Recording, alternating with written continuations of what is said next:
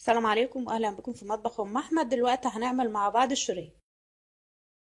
المقادير: 4 كوبايات دقيق، 4 بيضات عليهم رشه فانيليا، نص كوبايه سكر، كوبايه الا ربع زيت، معلقه سمنه، معلقه بيكنج باودر، خميره، لبن للعجن.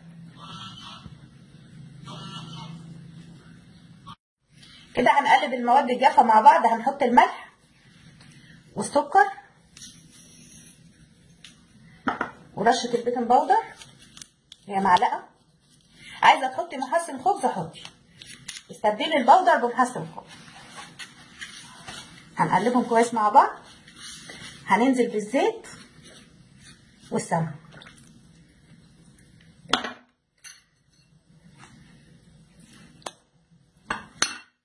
كويس مع بعض.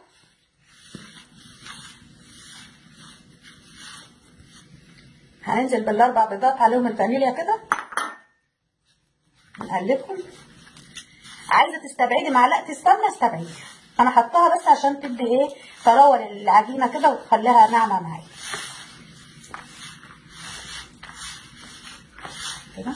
هنحط الخميره المدوبه في الميه بارده. انا بشتغل بالخميره كبيره لان هي اصح من البودر، متوفره في كل مكان. بعد كده هنحط اللبن حسب قد ايه ما ياخد معانا، واللبن يكون دافي بالشكل ده وناعم.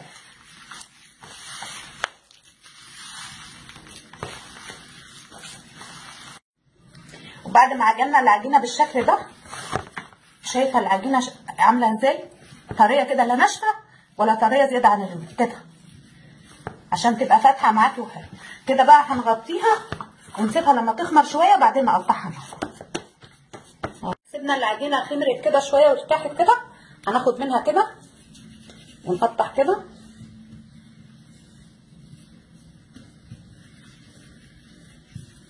نبرمها بايدينا كده. هنعملها بكذا شكل، الشكل اللي يعجبك. ممكن تحشيها عجوه، ممكن تحشيها ملبن، ممكن تحشيها مكسرات، اللي يعجبك. هنلفها كده الناحيه اللي تحت كده كده، تكبري وتصغري زي ما انت عايزه، ونتني الحرف اللي تحت كده ونحطها في الصينيه كده تخمر. هنعمل مع بعض الضفيره.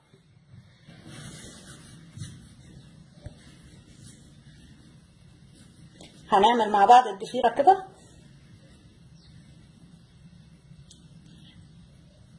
نعمل الحروف نضغط عليهم جامد كده مع بعض عشان ما يفكوش، وندفر اكنك بتضفري لبنتك كده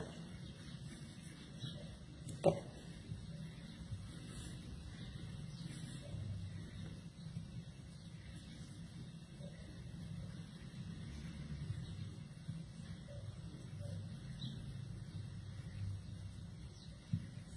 نلزق برضو الاحرف مع بعض من الاخر كده عشان ما يفكوش كده.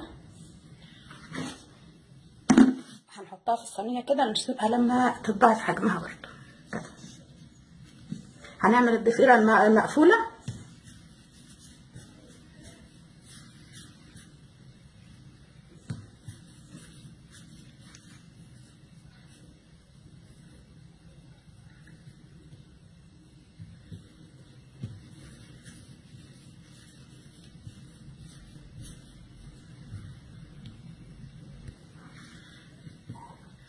هنلفها كده ضفيره برضو كده.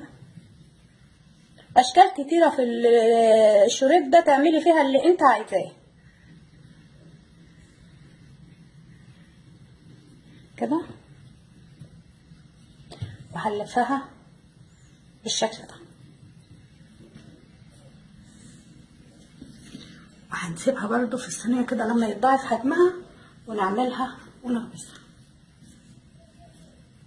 ده الشريط بعد ما سيبناه خمر كده، هندهنه كده بالبيض واللبن والفانيليا كده قبل ما ندخله الفرن على طول. بالراحه كده بالفرشه على خفيف عشان ما يهبطش منه.